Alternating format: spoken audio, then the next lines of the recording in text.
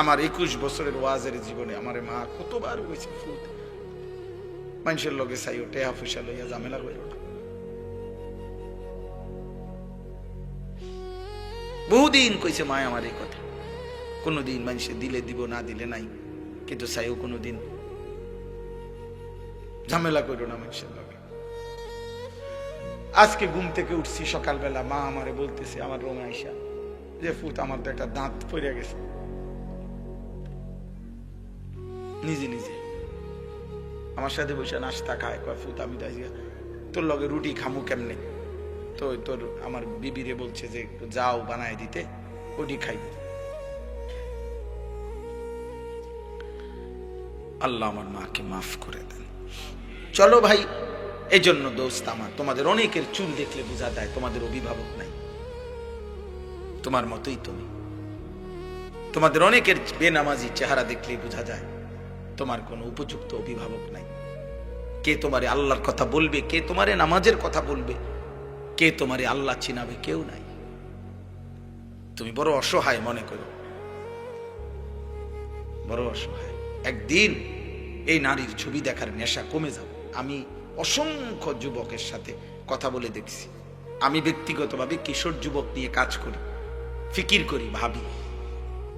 অসংখ্য ছেলের সাথে আমি কথা বলছি, আমার সাথে কথা বলছি। একটা পর্যায়ে অনুভূতি এটাই ব্যক্ত করছে যে হুজুর আর মজা লাগে না, আর মজা লাগে। গুনাহ একদিন অতৃপ্ত বানায় দেয়, এমনি অতৃপ্তি, গুনাহ অতৃপ্তি বানায় দেয়। স্ত্রীর প্রতি ভালোবাসা মানুষের মৃত্যু পর্যন্ত থেকে যায়, কিন্তু নর্তকীর প্রতি ভালোবাসা থাকে না। আপন কন্যা সন্তান, আপন ছেলের প্রতি ভালোবাসা মানুষের মৃত্যু পর্যন্ত থেকে যায়, কিন্তু রাস্তার বেহায়া নারীর প্রতি ভালোবাসা মানুষের চিরস্থায়ী থাকে না। অতএব মোবাইলের নারী, রাস্তার নারী বেহায়া তোমারে সুখ দিবে না, তোমার জীবনটা নষ্ট করবে, একদিন আফসোস জুটাবে। আল্লাহ তোমাদের সমস্ত ছেলেদেরকে কবুল করে নেন। কেউ যদি না থাকে আব্বা, আল্লাহ তো আছে। কথা বলেন, আছে কিনা? আল্লাহ তো আছে কিনা বলেন? তাইলে আল্লাহ তো আছে আব্বা।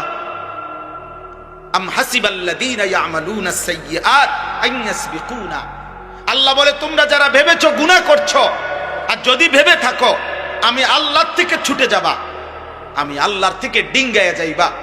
পৃথিবীর বহুত জনের থেকে তুমি ছুটে গেছো, কতজন চেষ্টা করছে তোমারে, আর কেউ ধরতে পারছে না।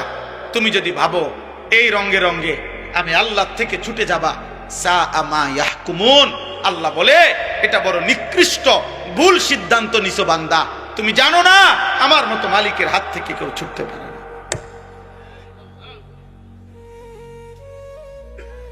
আমার মতো মালিকের থেকে ছুটতে পারবা না বান্দা। তোমাদের অগণিত ছেলের 14 বছর 18 বছরের ছেলের কাছে অসহায়, মায়ের চোখে পানি, একাকী, বাবার চোখে পানি। আহা, আমার ছেলেটার দিকে তাকাইলেও ভয় লাগে।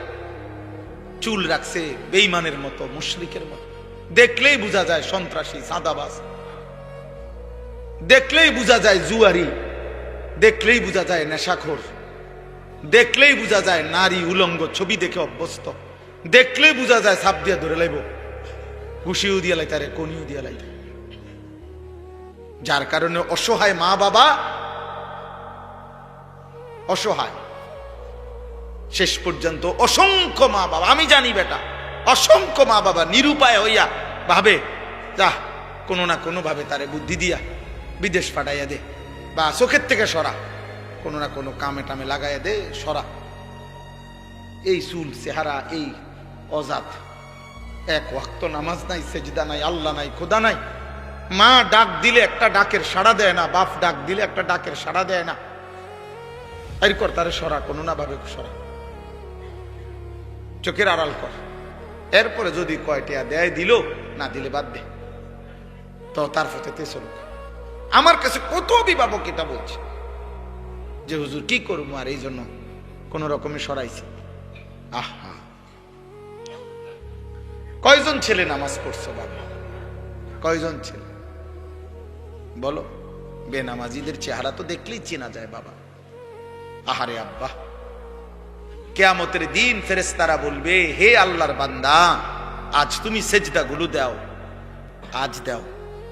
আল্লাহ বলে, নাফরমান বান্দা কোটি কোটি বার চেষ্টা করবে, ফালা ইয়াস্তাতিউন, কিন্তু একটা সেজদাও আর দিতে পারবে না। আমি চাইলে তো তখনও পারতাম।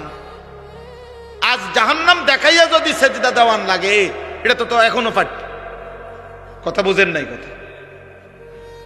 কবরের আযাব আল্লাহ এক সেকেন্ডের জন্য আমগরে দেখাইতে আল্লাহর পক্ষে সম্ভব না।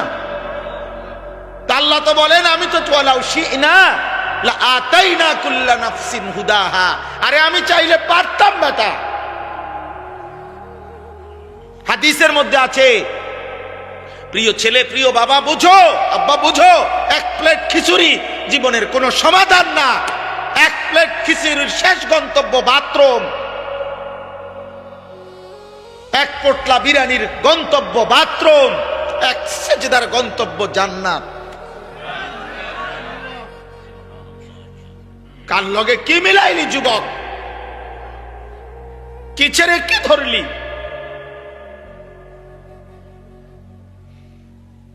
একটা বনরুডির গন্তব্য কি, একটা সেজদার গন্তব্য কি?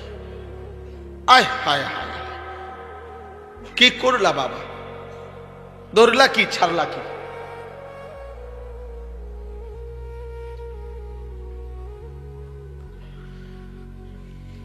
রাসূলুল্লাহ সাল্লাল্লাহু আলাইহি সাল্লাম বলেন, প্রত্যেক পাপীকে যখন, হাদিসে মুশকাতে স্পষ্ট আছে, প্রত্যেক পাপী বান্দাকে যখন লাশের খাটিয়ার মধ্যে মানুষ যখন কাঁদে নেয়, লাশের খাটে, আল্লাহর কসম নবী বলছে, এই নাফরমান এত জোরে চিৎকার করে আর বলে, ইয়া ওয়াইলাহা, হায় আফসোস, তোমরা আমারে কই দিচ্ছ?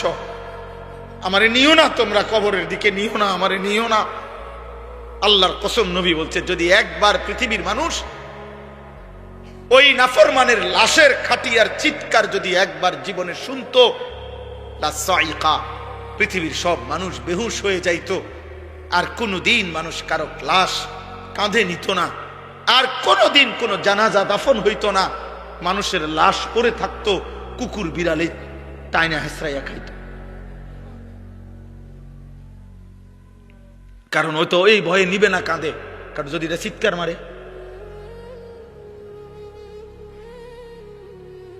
এই জন্য আব্বা আল্লাহ বলেন, আমি চাইলে পারতাম, কিন্তু আমি তো চেয়েছিলাম। আমি আল্লাহ ১৬ লাখ নবী রাসূল পাঠাইছি। আমি আল্লাহ 23 বছর আমার বন্ধুর রক্ত শরীর ঝাঁঝরা করে দিছি, আমার বন্ধুর কলিজার খুন ঝরাইছি, পিঠে ঝাঁঝরা করেছি তায়েফের রক্তে, উহুদের দান শহীদে, ক্ষুধার কষ্টে পেটে পাথর বাঁধাইয়া, রাত্রি গভীরে চোখের পানি ফেলিয়ে আমি আল্লাহ তাআলা আমার বন্ধুর মাধ্যমে দিন পৌঁছাইছি, আমার কোরআন নাজিল করে দিয়েছি। লক্ষ লক্ষ বার আমি আল্লাহ বলেছি, বলতে চেয়েছি। কবর, হাসর, আখিরাত, মিজান, ফুলসিরাত আমি আল্লাহ চেয়েছিলাম। এগুলো না দেখে, আমার নবীদের কথা শুনে, আমার রাসূলের কথা শুনে, আমার কোরআন শুনে, উলামায়ে কেরামের কথা শুনে আমি চেয়েছিলাম তুমি না দেখেই সেজদা দিবা, বিশ্বাস করবা, মানবা। আর আমি আল্লাহ চেয়েছিলাম আজ হাসরের ময়দানে আমি তোমার হাতে জান্নাত তুলে দেব, কিন্তু তুমি কদর করলা না, কদর করলা। টেলিভিশনের খবরে কইছে ময়মনসিংহ গাড়ি অ্যাক্সিডেন্ট করছে, তুমি এটা শতভাগ বিশ্বাস করছো, অথচ তুমি ময়মনসিংহ গিয়া দেখো নাই।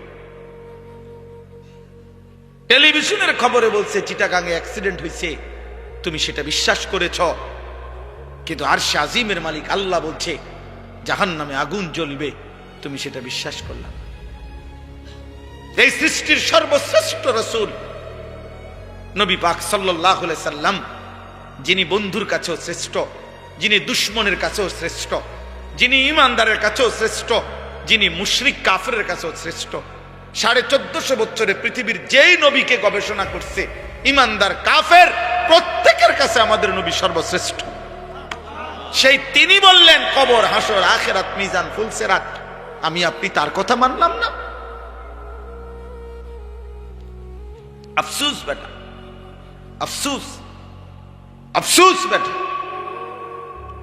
আজ ঘরে যাইও না বাবা, সেজদা না দিয়ে ঘরে যাইও না। আল্লাহ কোরআনে বলছেন প্রত্যেকটি মানুষ যখন ঘুমায় আমি আল্লাহ তার দেহ থেকে তার রূহ আলাদা করে রাখি।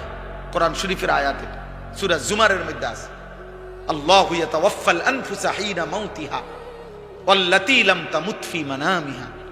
মানুষের ঘুম মানে কি? মানুষের ঘুম মানে মানুষের দেহ থেকে রূহ বিচ্ছিন্ন করো। ঘুম আসে কখন? আমরা তো চোখ বন্ধ করে থাকি অনেকক্ষণ, কিন্তু 2 মিনিট, 5 মিনিট, 10 মিনিট, আধা ঘন্টা, 20 মিনিট ঘুমাইয়ে না, ঘুমাইয়ে না, ঘুমাইয়ে না, এপাশ ওপাশ করে, চোখ বন্ধ করে রাখছে, লাইট বন্ধ, সবই ঠিক আছে, কিন্তু ঘুম আসে না কেন? আল্লাহ তাআলা বলে, না বান্দা, বাজারে সব পাওয়া যায়, খাট পালং, লেপ তোষক কম্বল, এসি, দরজা জানালা সিটকারি, কিন্তু 2 চোখের ঘুম আমি দেই। আর ঘুম দেই মানে রুহুটাকে আলাদা করি, এটাই ঘুম। এরপরে আমি চাইলে ফেরত দেই, আমি না চাইলে রেখে দেই। ফায়ুমসিকুল্লাতী কাযা আলাইহাল মাউত ওয়া ইউরসিলুল উখরা ইলা আজালিম মুসাম্মা।